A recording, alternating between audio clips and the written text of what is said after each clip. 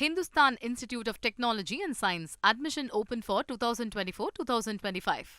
தமிழகத்திற்கு தர வேண்டிய காவிரி நதிநீரில் 46% நீரை மட்டுமே கர்நாடகா அளித்துள்ளது.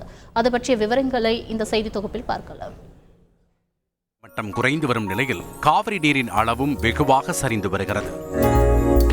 உச்சநீதிமன்றத்தின் தீர்ப்பின்படி 2023 ஜூன் 1 முதல் 2024 ஏப்ரல் 28 வரை மொத்தம் 174.49 டிஎம்சி நீரை கர்நாடகா தமிழகத்திற்கு அளிக்க வேண்டும். ஆனால் இந்த காலகட்டத்தில் 78.28 டிஎம்சி நீரை மட்டும் கர்நாடகா தமிழகத்திற்கு அளித்துள்ளதாக தரவுகள் கூறுகின்றன.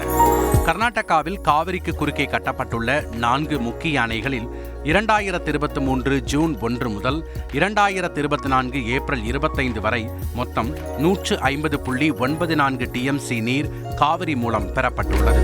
இதே காலகட்டத்தில் தமிழக எல்லைப் பகுதியில் உள்ள பிலிகுண்டுலுவிற்கு காவிரி மூலம் கிடைக்கப்பட்ட நீரின் அளவு 78.69 டிஎம்சி ஆக இருந்தது.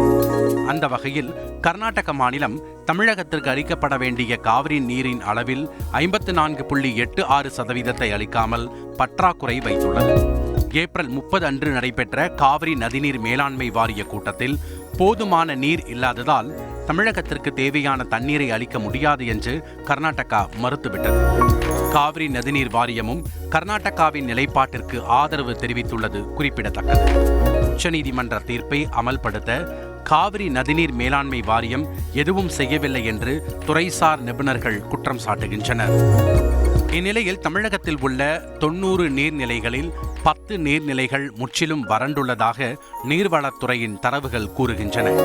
மே 2 நிலவரப்படி 90 நீர்நிலைகளில் மொத்தம் 51.99 டிஎம்சி நீர் மட்டுமே இருப்பு உள்ளது. இது இந்த நீர்நிலைகளின் மொத்த கொள்ளளவில் 23.18% மட்டுமே என்பது குறிப்பிடத்தக்கது. Hindustan Institute of Technology and Science. Admission open for 2024-2025. மாணவர்களின் எதிர்காலத்திற்கு ஏற்ற கல்லூரி doctor Sivanthi Aditanar college of engineering. Counselling code 4954.